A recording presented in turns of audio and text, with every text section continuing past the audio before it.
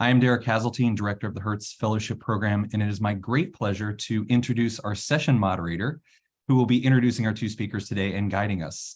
Alyssa Lai Dayan is a 2020 Hertz Fellowship recipient and current computer science PhD student at Berkeley Artificial Intelligence Research, where she is advised by Stuart Russell.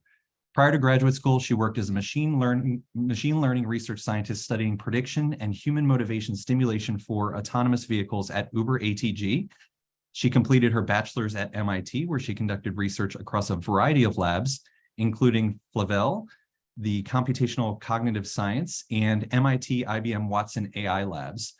Lee's research interests include exploration and intrinsic motivation, lifelong learning, and learning hierarchical abstractions in both humans and AI agents. Lee, thank you so much for moderating today's session. The floor is yours. Hi, thanks for the introduction. Sorry, Zoom disconnected all of a sudden, but I'm back. Okay, so first we have to start with some housekeeping. The session is also being live streamed on LinkedIn and recorded. So the recording will be posted in about a week and you can view it later. Please keep your microphones muted until you're recognized for the guests. And you can also post questions via the Q&A form. A link to the form will be provided during the presentation. We will hold Q&A after the presentation, and Carla will feed the questions to you directly via the chat box. And then we have some upcoming events. So for the Hertz Fellows in the room, save the date for the summer workshop taking place at UC San Diego, August 3rd to 6th. Details and registration link are on the Hertz website in the About section. The West Coast Retreat Dinner for SF Bay Area Fellows is May 6th at Asilomar. If you're interested, you should check your email and reach out to Derek Hazeltine. And also, Hertz Fellows, monitor your emails for local events and direct them to the ComRep list on the Hertz website in the Hertz Fellows section. Okay, so that's it for housekeeping and upcoming events. And now, let's welcome the speakers. I'm going to introduce them both to you. So Laura Herlant is a research scientist at the Boston Dynamics AI Institute, whose mission is to solve the most important and fundamental challenges in AI and robotics to enable future generations of intelligent machines and help us all live better lives. Her research focuses on embodying artificial intelligence into mechanical platforms to create robots that can cope with the uncertainty of the world and interact meaningfully with humans. Previously, she worked at iRobot, leading a team of researchers and engineers to bring deep reinforcement learning algorithms and more intelligent behaviors to millions of Roomba robots. With her Google Hertz Foundation and NSF fellowships, Laura completed her PhD in robotics at Carnegie Mellon University in the Personal Robotics Lab. In her doctoral work, she developed algorithms to enable a wheelchair-mounted robot arm to autonomously assist people with upper limb disabilities to feed themselves. Prior to studying at CMU, she attained a BS in computer engineering at Georgia Tech and completed master's courses in robotics and independent research at ENSTA Paris Tech. And then our second speaker, David Van Valen, is an assistant professor in the Division of Biology and Bioengineering at Caltech. Before becoming faculty, he studied math and physics at the Massachusetts Institute of Technology, applied physics at Caltech, medicine at UCLA, and bioengineering as a postdoctoral fellow at Stanford. At Caltech, his research group develops new technologies at the intersection of imaging, genomics, and machine learning to produce quantitative measurements of living systems with single-cell resolution. He is the recipient of several awards, including a Hertz Fellowship, Rita Allen Scholar Award, Pew Stewart Cancer Research Scholar Award, Heritage Medical Research Investigator Award, Moore Inventor Fellowship, and NIH New Innovator Award. So yeah, really excited to have you both presenting today. And yeah, that's it from me. So feel free to jump in.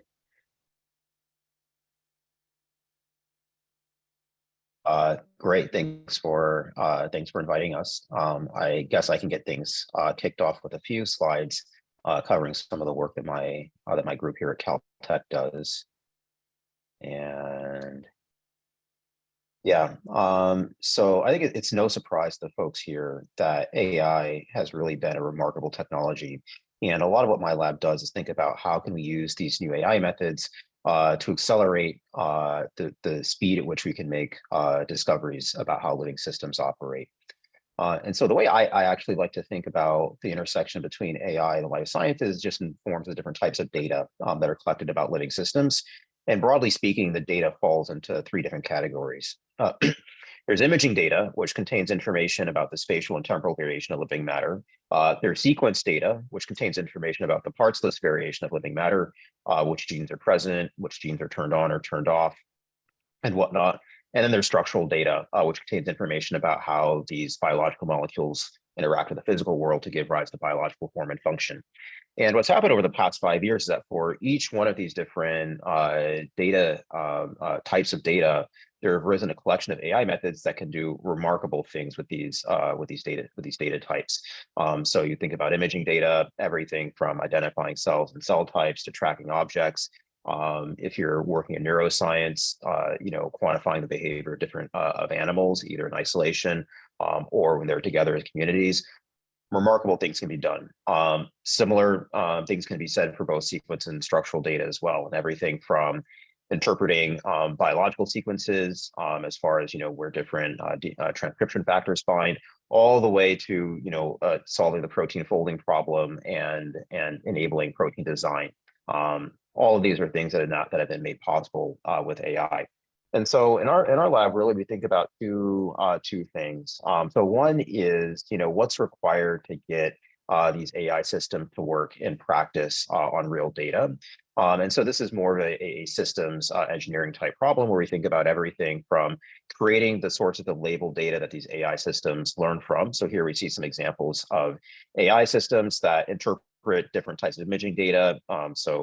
Before I transitioned, you saw some raw imaging data of human tissues. And then on the right, we have some live cell imaging data of cells sort of existing in a dish underneath the microscope. And what we're in these cases, what we're trying to get the AI to do is sort of identify like where all the different cells are. And in the case of the movie data, not just identify them for every frame of the movie, but then also follow them over time. From the AI model side, it's actually like not that challenging to write down what the different architectures that can perform these tasks should look like. It's everything else around it that starts creating a challenge. So thinking about where's the data going to get sourced, where's the data going to get labeled, how many labels do you need, what should the labeling software look like, how can you leverage what these AI models can do to accelerate the rate at which you build out these data sets. From the ML operations side, let's say like you had a really good model. How can you then make that model available to the broader like life science communities? And so we think about this sort of as a systems engineering problem. How can we build these systems, paying attention to both the data needs, the AI needs, and then the computational infrastructure needs, all at the same time, rather than as individual problems, so that we can harness the synergies between them. And so the second thing that we think about in addition to this is how can we use these AI methods to design new measurements that have either new functionalities or can just operate at a different scale. And so I can give you an example of one such project so you can get a sense of what I mean. So one flavor of imaging experiment that we like to do in our lab is imaging populations of cells that have been introduced to different perturbations. And so here what we have is a dish where there's a variety of different cells all living, and each cell will have received a different perturbation. So there might be a collection of say gene activations or gene knockdowns. It might be some combinatorial perturbations, and this perturbation space can be on the order of 10 to the 3 all the way up to 10 to the 6 different perturbations. And so we'll image these cells, and then you'll look for interesting phenotypes. And so some might have some interesting dynamic behaviors. Some might change their morphology. But if you see something interesting, what you want to be able to do is back out which perturbation that cell received, so that you can make that connection between the genotype, the identity of the perturbation, and the ultimate phenotype you saw in the microscope. And making this connection is actually the hardest part about doing these experiments. And the way this is typically done right now is that you'll do sequencing on the microscope. And so this essentially entails doing, after you run your experiment, doing 20 to 30 different rounds of imaging, and each round trying to identify one of the nucleotides in a DNA barcode that's attached to one of these constructs. And so we've been working on, over the past few years, is a new technology called spatial barcoding that would potentially be substantially faster and easier, and also enable combinatorial libraries. And the way that spatial barcoding works is that we introduce barcode sequences to each perturbation that creates a different spatial pattern with different colors inside of a cell. And then we can use deep learning models on these AI models to identify what those spatial patterns actually are. And so here's a prototype example where there are two different barcodes, each assigning a different color to a predefined spatial pattern. And then when they're introduced into cells, you'll see the patterns. And then by looking at by reading them out with the AI models, you'd be able to identify, okay, I saw pattern T was in cyan, pattern alpha was in yellow, pattern beta was in magenta. That tells me like what barcode, what the barcode identity was. And the devil is really in the details and the way in which we make these spatial patterns. We use a gene editing technology called CRISPR to paint different repetitive regions in the genome with RNA with tags that can be read out with RNA fish. And it just so happens that there are enough repetitive elements that exist that will give you enough different spatial patterns where this becomes a viable technology. And so you can run the combinatorics in your head. The number of spatial patterns you can create is given by the number of spatial patterns.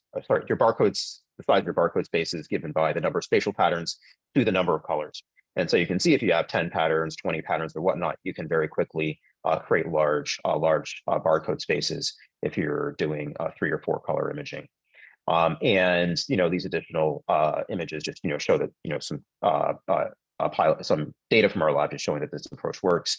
We can perform the staining to reveal these patterns, and that we've also put together a computational pipeline to identify the entire space of patterns of this flavor that can actually be generated. And so what's nice about this is that this is a flavor technology where if you didn't have the ability to interpret these spatial patterns with the AI models, then it just doesn't exist, because your bottleneck would be the computer vision side of these measurements.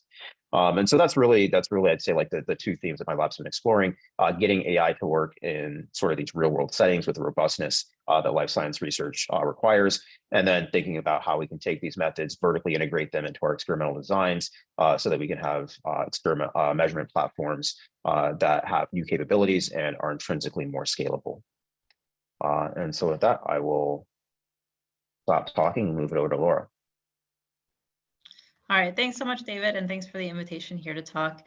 I don't have any slides, so I'm just going to talk over some of the work that I've done a little bit at CMU, but then also at iRobot, where we were really applying sort of these AI and machine learning applications to a really big scale. And then I'll touch very little bit on what I'm doing now at the Boston Dynamics AI Institute, because it's still in very early days, but at least talk about what are the directions that my interest is. So first, let's start with some of the challenges of applying AI and robotics as a field.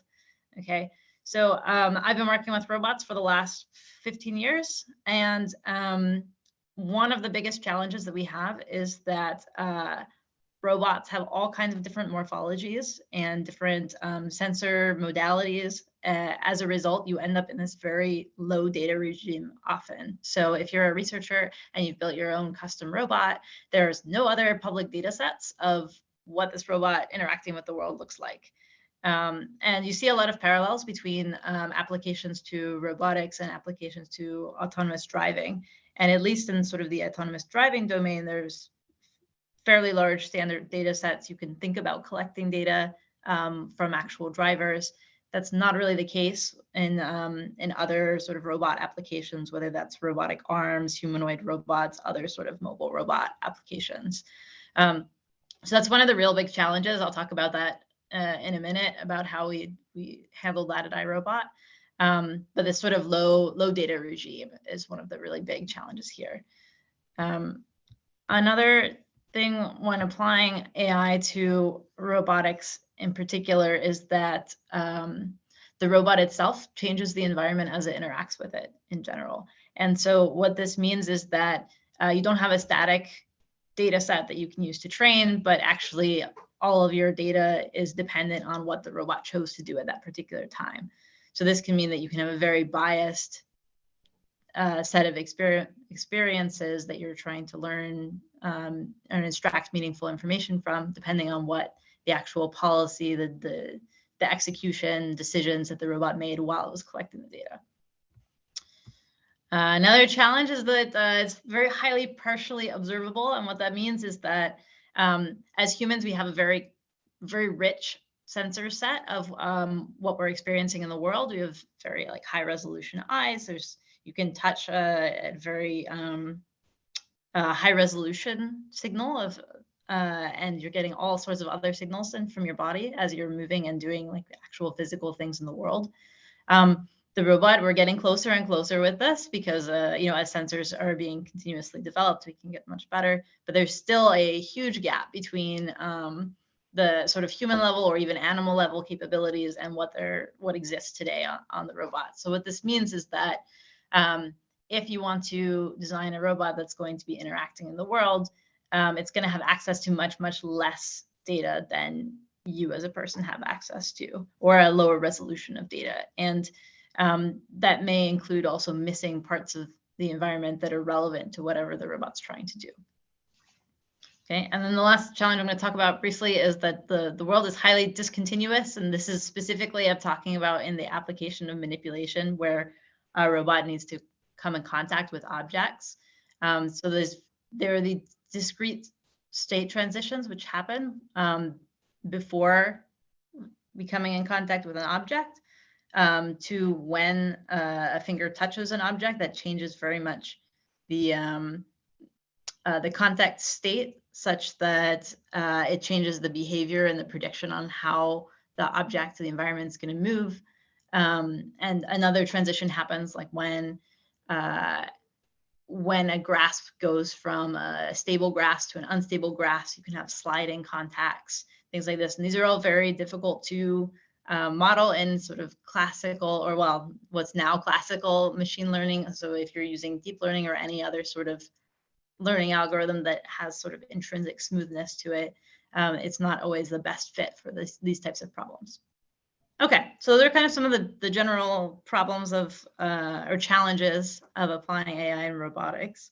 So specifically, I wanted to talk about, I sort of echo what David said about setting up the correct sort of machine learning infrastructure and pipeline for training models. So at iRobot, we have Roombas that are running, in people's homes all over the world. And this is a huge advantage of having lots of diverse data that could be used, but we also really care about customers' privacy. So there's this question of how can you use data in a way that preserves privacy, but also allows you to train these sort of aggregated models. And so the other part of doing this is that when you deploy a machine learning model and you're deploying across many different end users, customers, you want to do thorough testing to make sure that the next version of your model is performing better than the previous version. But there's an additional check you need to do, which is to make sure that there aren't certain customers which are being whose performance is very different from sort of the average customer. So you want to look at this sort of equality of performance across all of the different customers and being sure that you're keeping track of this sort of thing. So these are sort of some of the practical applications that are required. Some of the work that I specifically was doing there was about learning behaviors on Roombas. So this involved, I think, sort of an unsung part of AI that I want to say, doesn't get enough attention, which is setting up the problem the right way.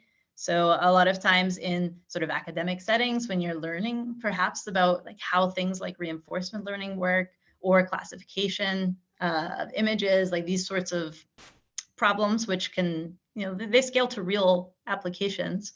But often in the classroom, you see these as sort of toy problems where you're given a data set, it's clear what your target function is, you want to get the right classification rate, or you want to maximize some reward function. For example, you're learning an agent that's going to like play chess and it wants to maximize the number of games that it wins.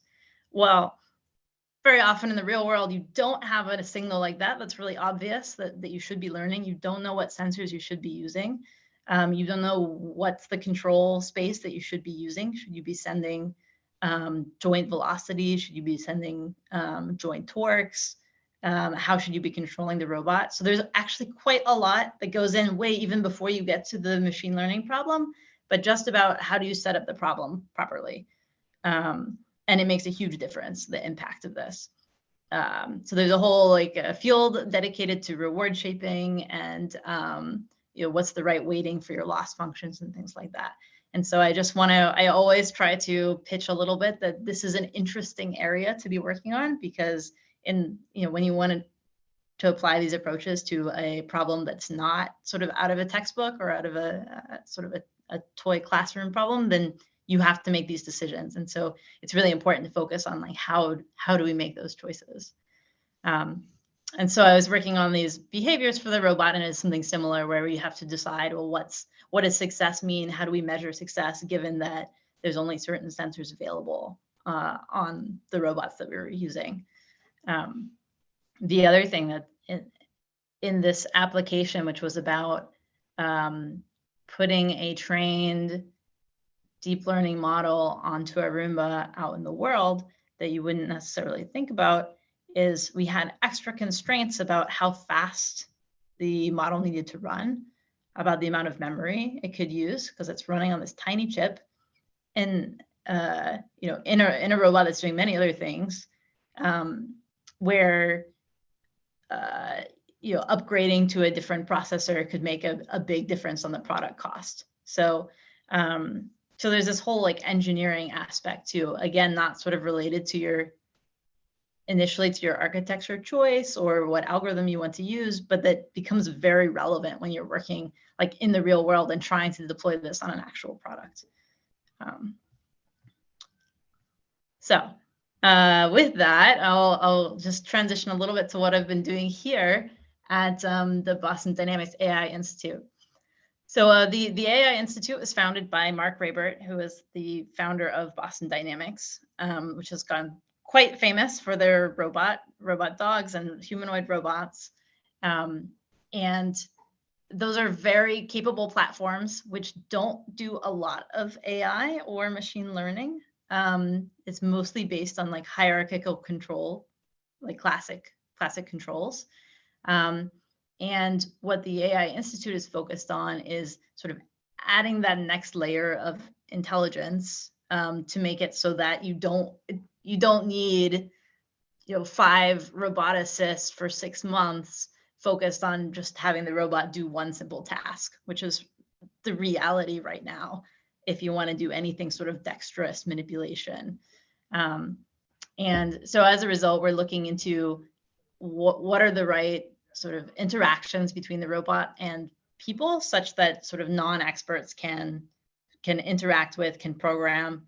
I use program as like the very general program, can tell a robot what to do. So we're working on figuring out what the right representations are in order to do communicating back and forth. There's a lot of interest lately on looking at language models. I think that's a very natural way to be able to communicate with the robots. And we're looking at these sort of longer horizon tasks. Anyway, well, when we get to the Q&A, I can answer like more specific questions on what we're doing, but that's just sort of a flavor of the direction that we're going.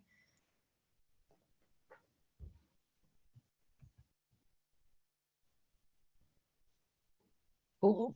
Thanks so much, both of you, for your talks. So now we can move on to the Q&A. You said. So our first question is from David Probst from Concordia University, Montreal. And he asks, if we accept that the crucial distinction between humans and computers is that the human mind can invent stories, theories, critical arguments, institutions, etc., obviously conditioned by background knowledge and other inputs, but neither fully determined nor random, then what should be the long-term goals of AI if AI is to be one of several algorithmic tools that assist humans in their quest to engineer the growth of scientific knowledge? I guess that could be addressed to either of you, whoever has thoughts on that.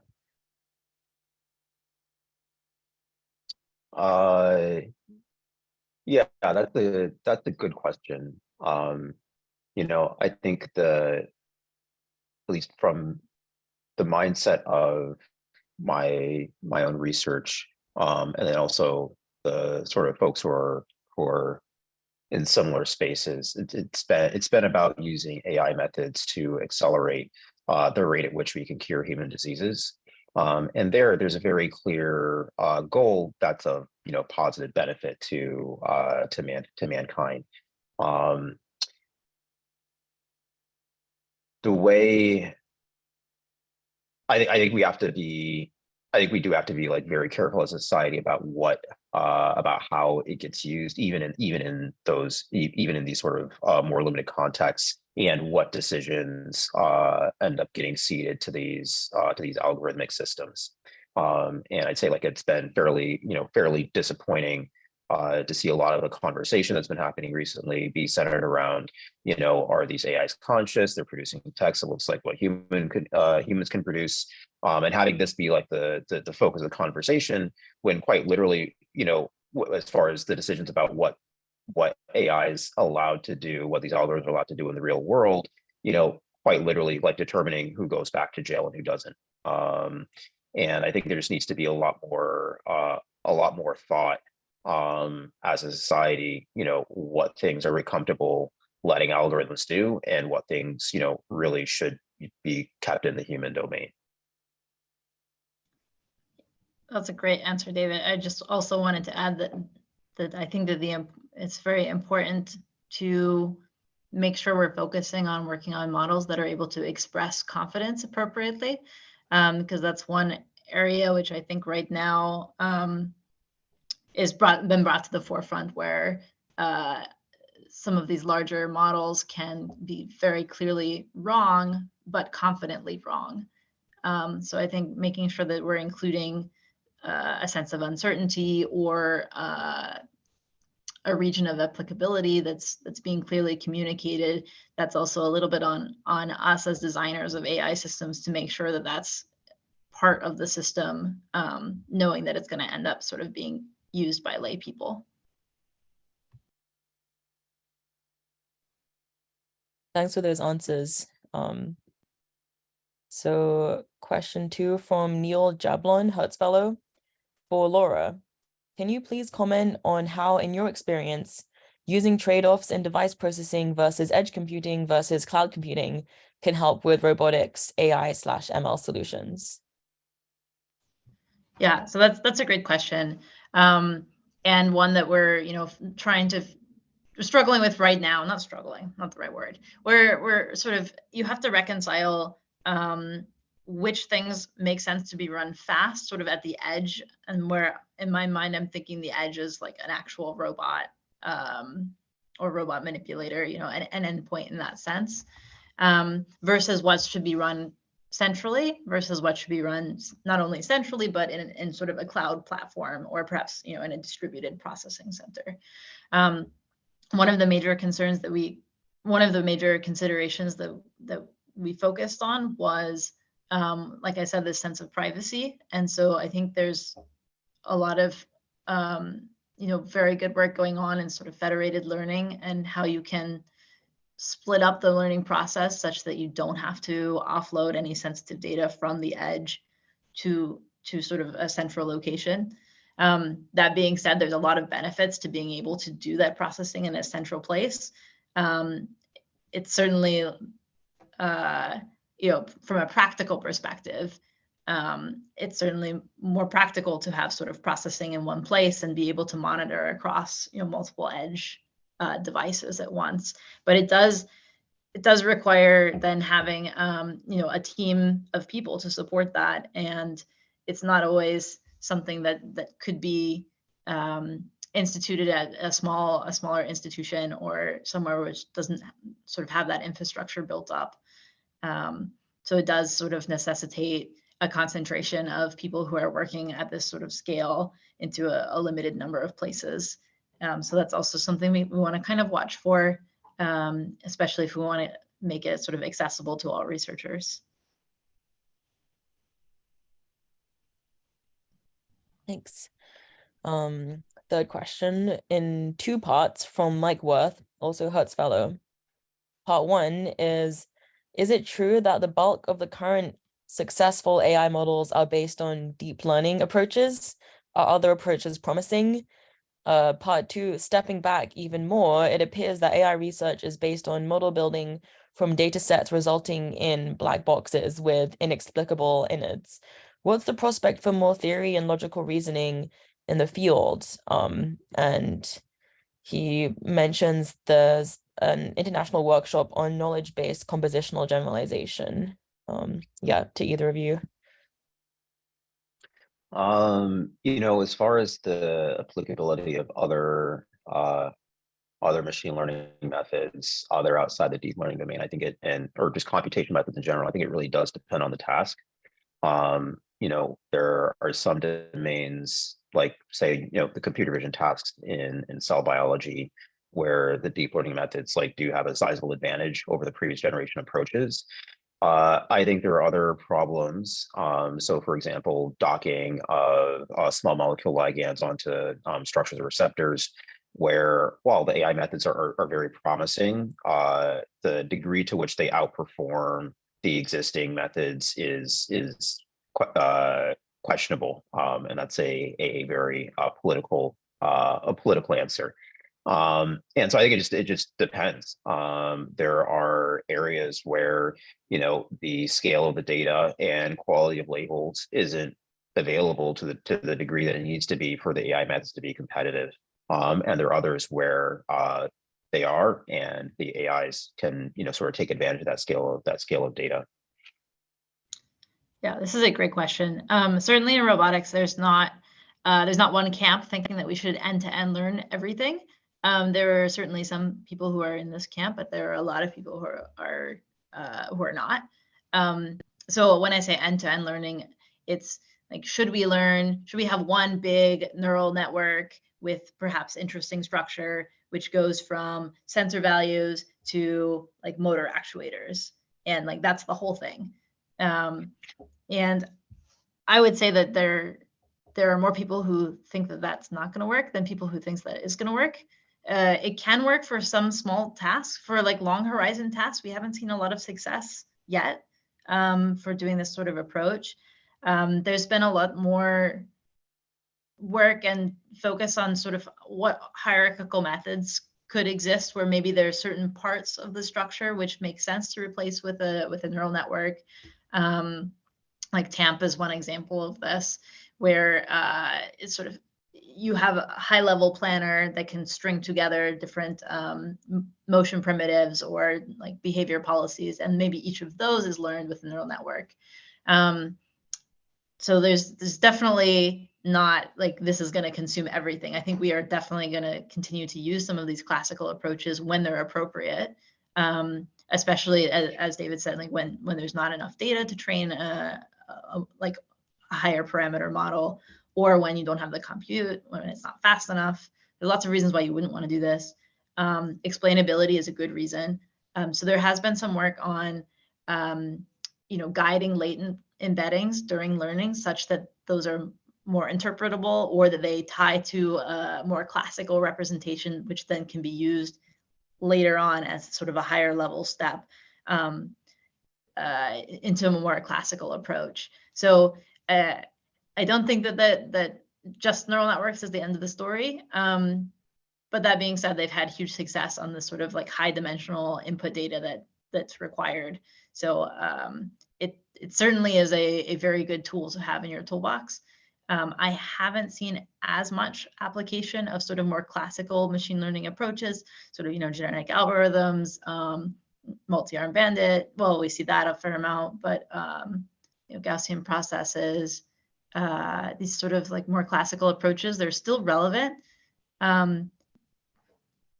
But I haven't seen them applied as much recently in my experience.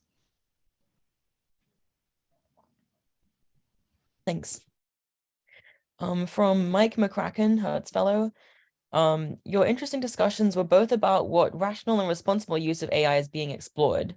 What are the types of uses that might be at the other end of the spectrum? So unethical and destructive applications that must be worried about, and how might any real controls other than voluntarily holding be created? Yeah, kind of links in with Mark Cronshaw's question. If either of you want to comment. That's a good question. And I think the fact this webinar is being recorded makes me a little bit reluctant to give a super thorough answer. But I'd say there's just been like a general lack of ethics education throughout all of the major universities who teach STEM, and as a consequence of that, there are a wide variety of irresponsible uses and applications of AI that exist and have been rolled out into production and are affecting society in ways that are both very, very visible all the way to being invisible. And these include things like recidivism detection, so trying to quote unquote predict which offenders are likely to reoffend, and then using those decisions to decide who should get longer prison sentences and who should be given some leniency. And then I'd say that goes all the way to sort of the society wide technologies, like for example social media. These AI systems are embedded in all the social media companies, and you can make a case that Western democracies are substantially less stable in the presence of social media. And there's been a lot of research as far as like how these systems help polarize people, enable dissemination of disinformation and whatnot. And that's just what we're seeing here. And in other countries that there's I don't want to say like they're worse per se, but they're equally pernicious applications of AI that exist around the world. And yeah, I would like to think that there could be some impact as far as regulations, but based on what I saw during the COVID-19 epidemic, which, as terrible as it was, I do think AI is more likely to have like a longer lasting impact on the broader society. And we weren't really able to reach a consensus with society then. I'm not that optimistic that we'll be able to do so now. So yeah, it's there's some very real problems and some serious threats that AI is going to pose. Yeah, and I will say that the algorithms themselves are not the cause of any of these sorts of applications, right? It's the actors who are using them, or quite often, because it really, most of these algorithms, they're essentially function approximators. So you feed it data, it outputs a function that's an approximation of data. So if your data has sort of intrinsic biases already in it, it's going to be apparent in the output model. This is where explainability can help at least a little bit with this, because there's nothing that makes it clear in the current way most of these sort of algorithms are used, why a certain output is being given, right? So at least that inspectability would allow for at least some of the, we'll say, unintended negative consequences of applying AI can have, but it's still assuming that the actors themselves are, well-intentioned. And I don't think, trying to tap the brakes on the technology itself is going to change the behavior of the actors involved. And there's nothing like intrinsically bad about the technology. Yeah, I would say a near to medium term destabilizing effect that like I do like worry about is like the impact on that, you know, the automation enabled by AI is going to have on the workforce. I think there are a large number of jobs and professions that range from, you know, low and medium skill, you know, secretaries, HR, and whatnot, all the way up into you know, high skill jobs, be it you know, pathology, surgeons, or whatnot.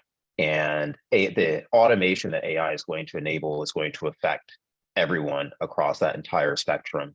And while historically the workforce has been able to sort of keep up with the pace of technology, I just wonder whether things are going to come too fast, too quickly, and there's just going to be a large swath of society who will suddenly find themselves obsolete when it comes to the value of the skill, of the professional skills they have. And I don't think, at least I haven't heard sensible conversations about a plan for what should happen in that case. So it's been a mix, yeah. So I was going to say that you know, there's a lot of things that go into adapting automation besides just the technology being available and at a reasonable price point.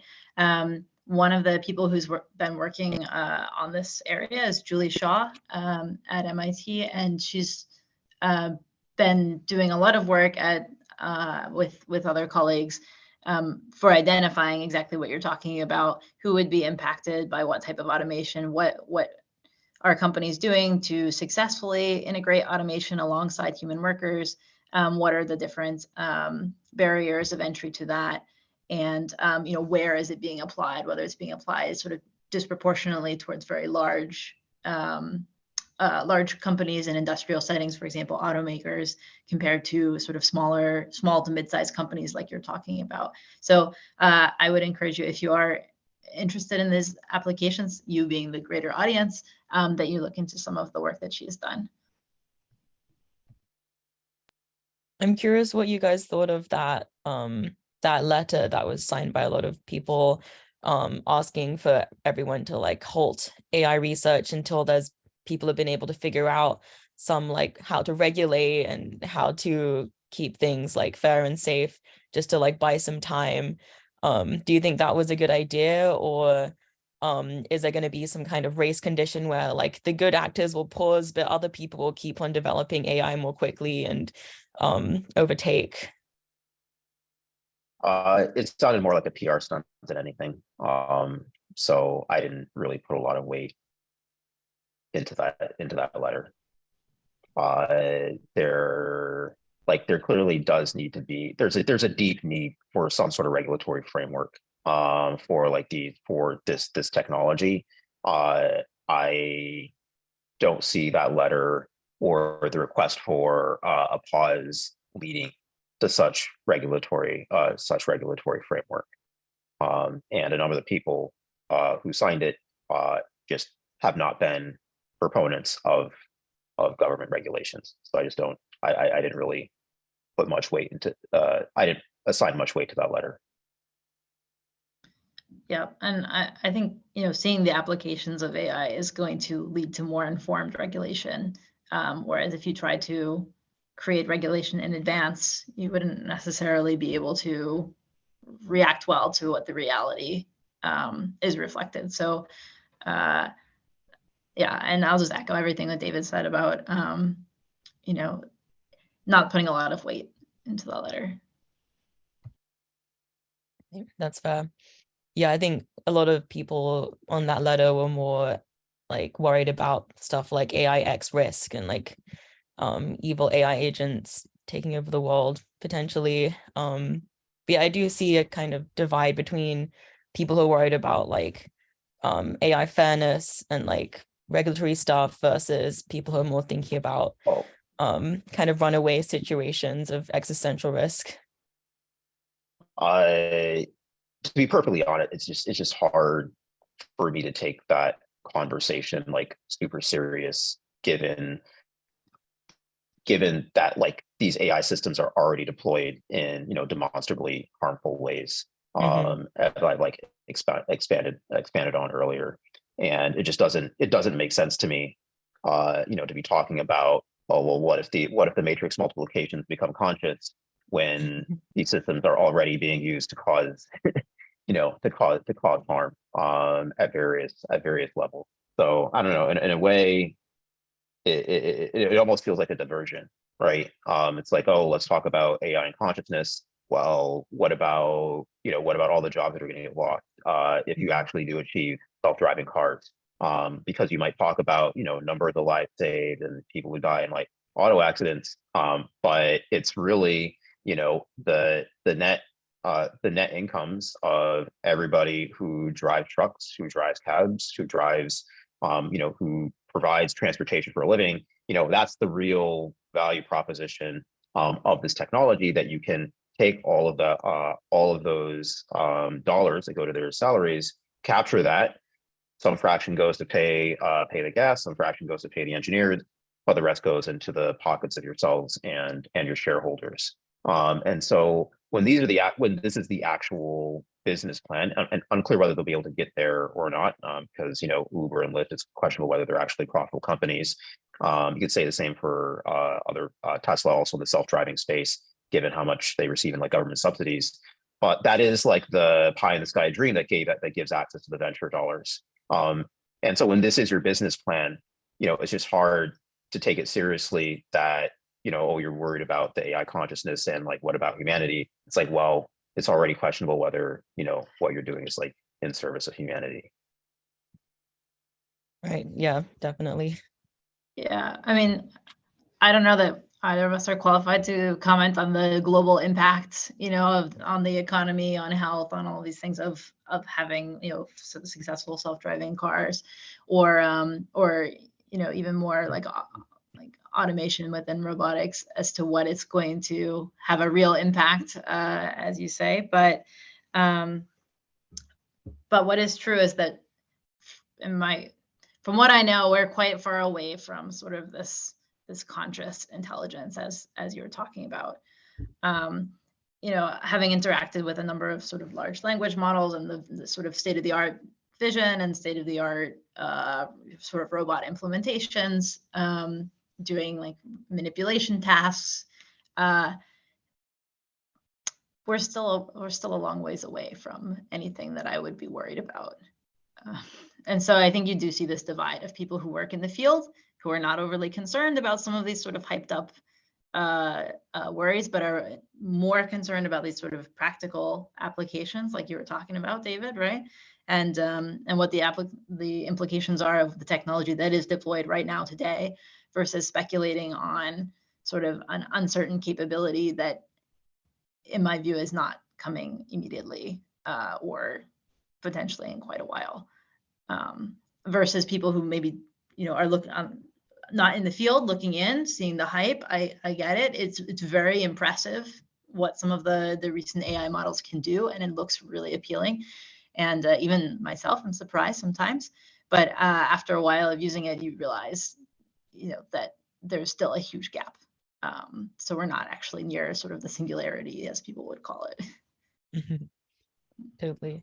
Okay, I have some other questions come in that I should bring up now. So Julia Sue asks, it seems like people are using ML AI for everything suddenly. Do you think it's overused or used in situations where it shouldn't be used?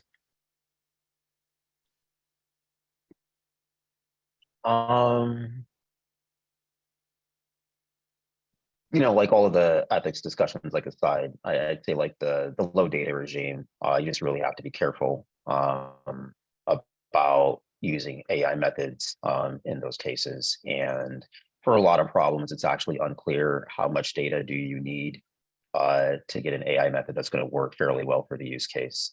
So I think that's actually like the area where I would be like the most skeptical, where data is limited.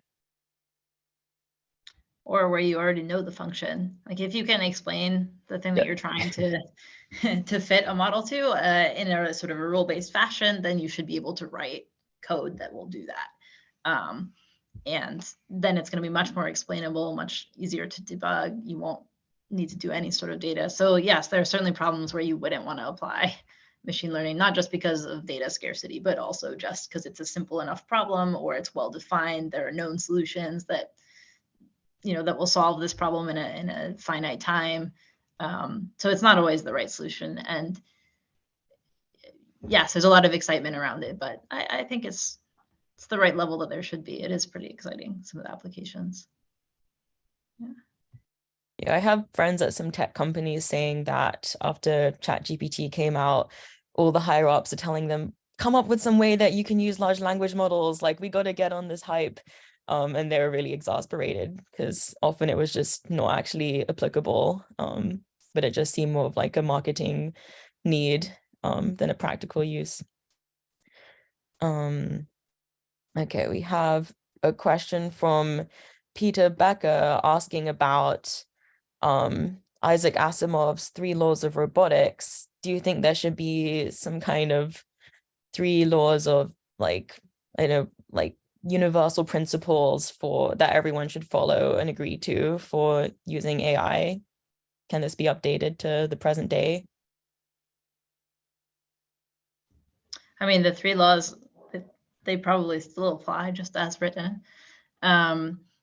In terms of, whether those should be the ones that we're all bound by, I guess that's kind of what David was talking about and what I agree with too, is that we do need some regulation in the field and some best practices for researchers, for also for practitioners for deploying AI models. Some of the things that come to mind just off the bat are things like like equitable performance across user groups, right? Would be like one very basic bar that would need to be passed. And then, if we're talking about safety critical systems, then that's a whole nother thing. But I would say that, starting with some of the frameworks that we already have in place, like here in the US, there's, there are workplace safety regulations, and there are like device safety certifications that things have to go through, and robots are no different. They also actually have to go through these things. And so that's at least somewhere to start. And yes, I think there probably is likely going to be additional things that need to be added for AI systems, particularly around like guarantees about performance, especially if it's safety critical, or guarantees about equitable performance across groups of people. Yeah, I agree with I agree with all of that. I think I'd also add that what's currently missing is some feedback mechanism where stakeholders who are actually going to be affected by these AI systems when they're rolled out into the real world have some say in what's getting made, what the underlying data sets look like, whether they're allowed to be used or not. And right now, there is no good system for that to happen. So let's say you're in a hospital setting, and the hospital decides to engage some AI-enabled radiology software to start interpreting X-rays and CT scans. You're a patient, you're going to be impacted by that. But do you have any way of actually having a say in whether this technology is getting used for your healthcare or not? If it makes a mistake, right, then who's going to be held liable or not? Like in the case of radiologists, there's like a doctor who made a false read. In the case of this AI algorithm, is it going to be, there is no doctor? Is it going to be the company who designed it? Is going to be the hospital system who's paying for it? Is going to be, some labeler who, made a mistake, and that mistake ended up getting propagated through the model weights? It's like completely unclear. And I think there are a lot of cases in medicine, in the justice system, like more broadly in society, where there needs to be some mechanism where the people being impacted have a way of saying, thanks, but no thanks. We understand these AIs, could make things quote unquote cheaper by enabling automation of expensive things, but the risks just aren't worth it for us. Like, we would prefer these models not to be rolled out unless we specify X, Y, and Z certain conditions about equity, fairness, performance, and whatnot. Right now, like the rate at which things are being developed and adoption is happening is so fast. Like these conversations, these conversations aren't even happening at all. Period. So I think that's one thing. If I were to think about like a 3 laws of AI, that would be like one of the cornerstones, is that the people impacted get to have a say in in whether the AIs get used or not, and if so, what flavor of AIs. Should also have some aspect about data usage too, right? Like as more and more. Absolutely. Yeah. I mean, Chat GPT 3.5, 4, whatever you want to call it, amazing performance. But it is also likely copyright infringement at a scale that's like never happened before. You can make the same statement about all the diffusion models that have been doing some like pretty remarkable things with image generation. I just really doubt that when these data sets were put together from scraping the entire internet, that attention was paid to things like copyright, ownership, fair attribution, and whatnot. Yeah, it's really sad hearing of artists have their like whole style get ripped off by these diffusion models, and then people write a diffusion model app that charges people $5 to get art made in the style of some unconsenting artist. there's a story that was circulating on social media of a writer who had like a longer term client, super happy with their work, and then after the Chat GPT came out, they got fired because the client said like, well, I can just have this thing produce everything that you do after I give it a prompt, and it only costs 10% of what I have to pay you. But I just give those dollars to OpenAI, and maybe it's not perfect, but I can find you or some equivalent to spend a tenth the time cleaning up the text it's producing. So it's a problem. Yeah, it's crazy how fast this is already putting people out of work. So yeah, okay, we had another question from Mike Worth. He says, I suspect that AI will be the QA, like quality control engineer's best friend, because it can explore all the weird corner cases that normal users wouldn't, e.g. how it finds new chess strategies. This could be a very productive area for bad actors to exploit vulnerabilities of our cyber world. Do we need a Homeland Security department for hardening our cyber infrastructure? I will say, you work in cybersecurity and you'll never be out of a job, because it's an arms race on both sides. So yes, this is a tool that's both for bad actors and for good actors. I'm a little dubious of the claim that these models will be great for finding sort of edge cases, just because it is trained on sort of a corpus of data, and it will mimic sort of behaviors based on the distribution. So maybe in some cases it can find some sort of unique behaviors, but I haven't seen any instances of where it's doing like this really like novel creation. You mentioned chess, so maybe I'm just not aware of that particular application, but in general, I do think that cybersecurity is very important, especially with these models. There's been plenty of blog posts and interest about hacking the Chat GPT itself to get it to answer things that it shouldn't be. So certainly, I would support having more focus and resources on cybersecurity in general. I'm not sure if I would leave all of my like pen testing to an AI system though.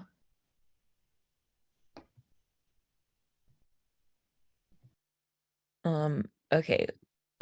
Peter Kramer asked, as you both appear young enough to remember your educational process, do you see a need to fundamentally alter STEM education, at least on the theory side, i.e. for students to learn more how to manipulate AI structures or other new technologies to do their thinking in research relative to fundamental models and mathematical methodologies, learning from the bottom up?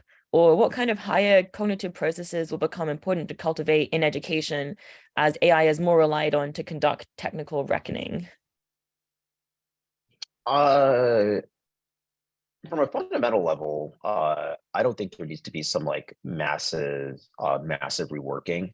I do think there are combinations of skills that are going to be more common that now that are useful for working in this AI space that may not have been the case, 10 years ago or 15 years ago. I'd say like from like the fundamentals level, like obviously there's a need for programming knowledge. But if you add, multivariable calculus and linear algebra, it's not everything that you need to operate in AI, but it goes a long way, and experience can fill in the gap. I do think that there's a need for more programming experience around like data science and big data, because as what we've experienced in our lab is that as the data sets grow in size, the types of skills that you need to be able to create models that leverage that big data, it changes. And that's something that I think needs to be like more widespread rather than being, sort of, company secrets in the AI and sort of like the AI companies. But I don't think there needs to be like some sort of some big like reworking. I do think people need to know the fundamentals really well, like the back of their hand. Because if you have to second guess every time you try to make a manipulation, then everything about like your work becomes hard.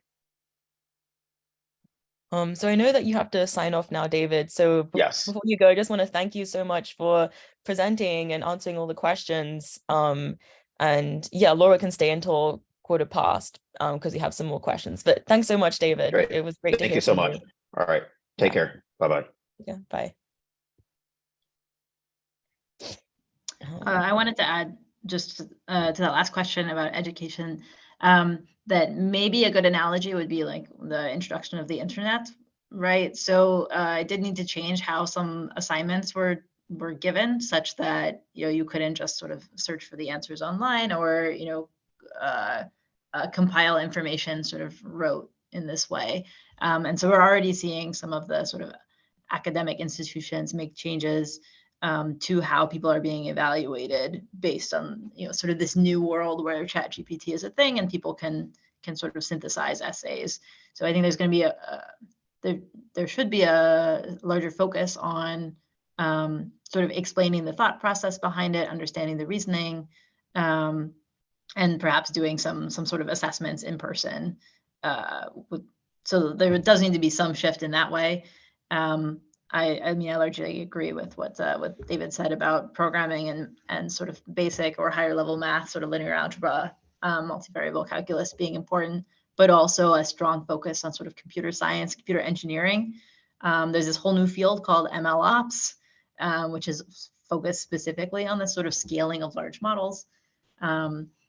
So that's definitely something that every company across the board that's working in AI is hiring for. And there's definitely a shortage of people in this area. So I would like to see more sort of educational programs which cover the skills needed for that.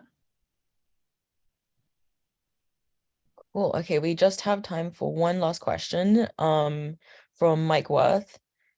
He says, I didn't understand thermodynamics, for example, entropy, until I studied statistical mechanics, i.e. macro versus micro. This is kind of following on from what you guys have just been talking about, but similarly, I won't understand AI until I understand X. What's X? Do we know yet? Is there one like key field or area or like intro level class that you need to take? What topic would it be for understanding AI?